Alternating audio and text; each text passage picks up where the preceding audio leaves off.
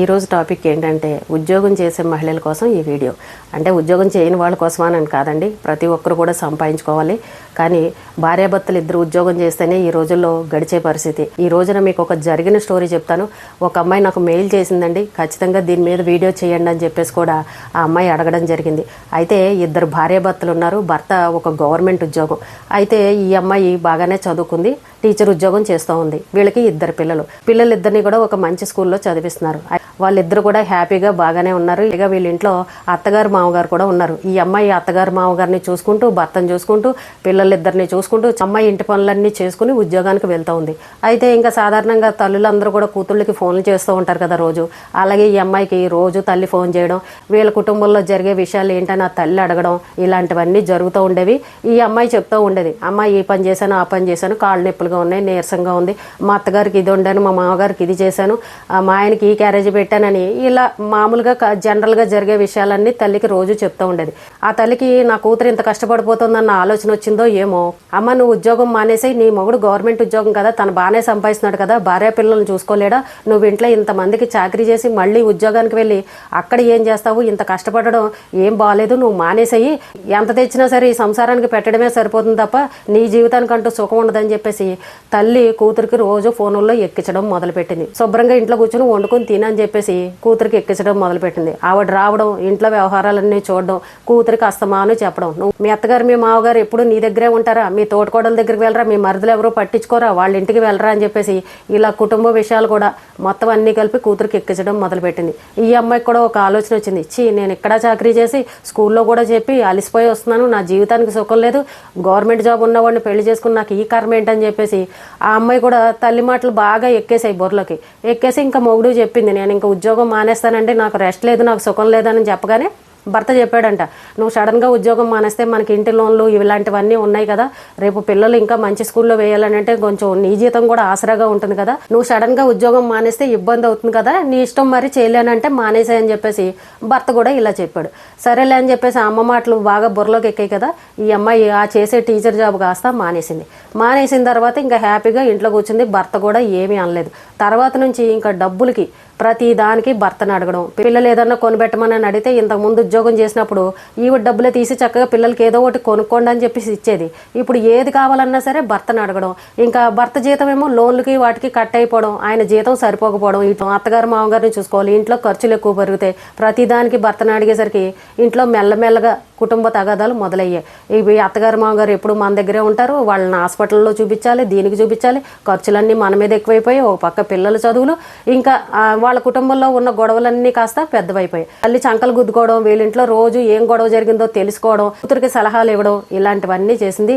ఇంకా గొడవలు పెద్దవైపోయేసరికి ఇంకా అమ్మాయి ఉద్యోగం ఎప్పుడైతే మానేసిందో ఈ అమ్మాయి ఫ్రెండ్స్ కూడా స్కూల్లో టీచర్స్ ఉంటారు కదా, వాళ్ళందరూ కూడా చెప్పారంట, ఎందుకు అనవసరంగా ఉద్యోగం మానేయడం, ఇన్ని రోజులు చేసావు కదా, ఓపున్నంత వరకు చేసుకోవడమే, మనకు కుదరలేనప్పుడు మానేయచ్చు, నువ్వు ఇప్పుడు మానేసావంటే ఎన్ని ఇబ్బందులు పడతావని చెప్పేసి ఈ అమ్మాయి ఫ్రెండ్స్ కూడా తోటి టీచర్లు ఎవరైతే ఉంటారో వాళ్ళందరూ కూడా చెప్పారంట. అయినా సరే ఈ అమ్మాయికి తల్లి మాటలు ఎక్కాయి కానీ ఆ ఫ్రెండ్స్ చెప్పిన మాటలు మాత్రం ఎక్కలేదు. అలా గొడవలు పెరిగేసరికి ఈ అమ్మాయి తల్లి ఎవరైతే ఉన్నారో వీళ్ళ గొడవలోకి ఆవిడ కూడా వచ్చింది. నా కూతురు ఎందుకు కష్టపడాలి, మేము ఎంత కట్నం ఇచ్చాం కదా, నా కూతురు ఇంట్లో ఇంతమందికి చాకరీలు చేసి మళ్ళీ బయట ఉద్యోగం చేయాలా, నువ్వు గవర్నమెంట్ ఉద్యోగం చేస్తున్నావు కదా, నువ్వు వీళ్ళందరినీ పోషించలేవా, అలాంటాడు పెళ్ళి ఎందుకు చేసుకున్నావు అని చెప్పేసి అల్లుడిని పట్టుకుని ఇష్టం వచ్చిన మాటలు మాట్లాడిందంట. ఇప్పుడు అల్లుడికి కోపం రాదా చెప్పండి, వాళ్ళ కుటుంబం వాళ్ళ ఇష్టం, వాళ్ళు ఏమన్నా పడతారు. ఇప్పుడు ఆ అమ్మాయి చదువుకుంది, నేను ఉద్యోగం చేస్తానంటే చెయ్యి అని చెప్పేసి అల్లుడు పంపించాడు. ఆ మాత్రం దానికి నా కూతురు చేత ఉద్యోగం చేస్తావని మీద దెబ్బలాడితే పాపం అతను ఏం చేస్తాడు చెప్పండి. అయినా వీళ్ళ కుటుంబంలో గొడవలు ఆవిడకి ఎందుకు, ఇప్పుడు వీళ్ళింట్లో ఏదైనా డబ్బు అవసరం వచ్చిందనుకోండి, పుట్టింటి వాళ్ళు ఇస్తారా. కానీ ఈ అమ్మాయి మాత్రం తల్లి మాటలు బాగా ఎక్కించుకుంది. నేను ఏదైనా ఒక మంచి చీర కొనుక్కోవాలన్నా, బంగారం కొనుక్కోవాలన్నా, పిల్లలకి ఏదైనా కొనివ్వాలన్నా నా చేతిలో డబ్బులు ఉంటాయి, నా అవసరాలకు ఖర్చు పెట్టుకోవచ్చు కదా, ప్రతిదీ మా ఆయన్ని అడిగితే పాపం తన మాత్రం ఎక్కడ తెచ్చిస్తాడని ఈ అమ్మాయికైనా ఆలోచన ఉండాలి కదా. ఆ అమ్మాయి వెనక ముందు ఏమీ ఆలోచించుకుంటా తల్లి మాటలు విని ఉద్యోగం మానేసి ఇంట్లో కూర్చుంది. ఇంట్లో భార్యాభర్తల మధ్య గొడవలు పెరిగిపోయాయి. అవి కాస్త పెరిగి ఈ అమ్మాయి భర్తని పిల్లల్ని వదిలేసి పుట్టింటికి వెళ్ళిపోయే స్థాయి దాకా వెళ్ళిపోయింది వీళ్ళ గొడవ. అప్పుడు ఈ అమ్మాయి ఫ్రెండ్స్ ఎవరైతే ఉన్నారో వాళ్ళందరూ చెప్పారంట, నువ్వు ఉద్యోగం మానేయబట్టే కదా ఇప్పుడు ఈ గొడవలన్నీ వచ్చాయి, మీ అమ్మ వాళ్ళ ఇంటికి వెళ్తే వాళ్ళు నిన్ను చూస్తారా, ఎన్నాళ్ళని మీ పుట్టింట్లో ఉంటావు, పిల్లల పరిస్థితి ఏంటి, నీకు ఒంట్లో బాగోపోతే ఉద్యోగం మానేసిన అదొక అందం, కానీ నీకు ఓపుకున్నప్పుడు చక్కగా ఉద్యోగం చేసుకున్నావు అని అనుకో, నీకు నచ్చిన చీర కావాలంటే కొనుక్కోవచ్చు, నీకు ఏది కావాలన్నా కొనుక్కోవచ్చు, నీ పిల్లలకి ఏదన్నా కావాలన్నా కూడా వాళ్ళకి కొనుక్కోవచ్చు. తెల్లారి నువ్వు స్కూల్కి వచ్చావనుకో అందరూ నిన్ను చక్కగా మేడం గుడ్ మార్నింగ్ అని చెప్పేసి అందరూ నిన్ను ఆప్యాయంగా పలకరిస్తారు. నువ్వు ఇంట్లో కూర్చుంటే నిన్ను వచ్చి ఎవడ పలకరిస్తాడు? ఆ గిన్నెలు తోముకోవడం, ఆ పని చేసుకోవడం, ఈ పనులన్నీ ఇంట్లో అందరికీ కామన్గానే ఉంటాయి కదా.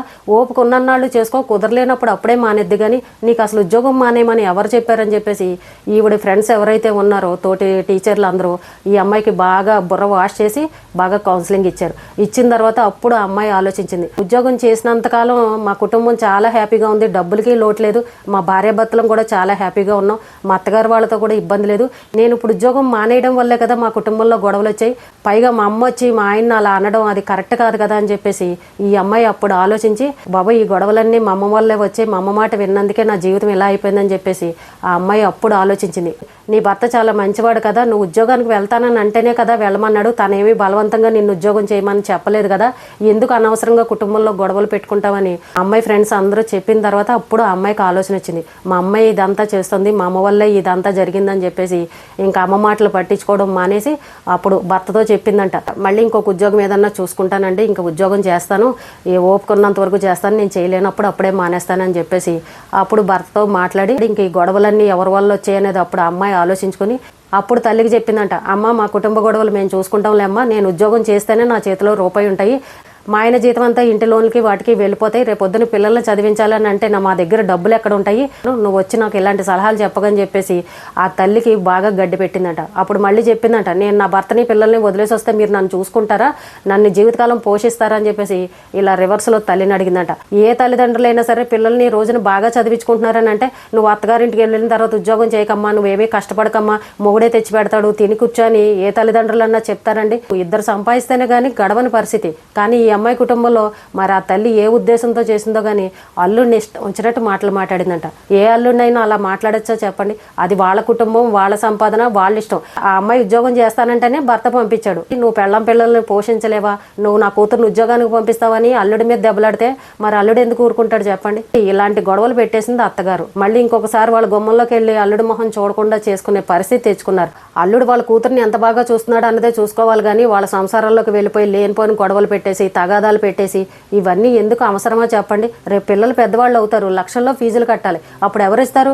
ఓపుకున్న నాళ్ళు ఉద్యోగం చేసుకుంటే ఈ అమ్మాయి కోరింది కొనుక్కోవచ్చు, పిల్లల ఫీజులు కట్టచ్చు, పిల్లలకి ఏది కావాలంటే అది కొనిపెట్టచ్చు, తెల్లారు లేస్తే ఇంట్లో ఎన్ని ఖర్చులు ఉంటాయి చెప్పండి?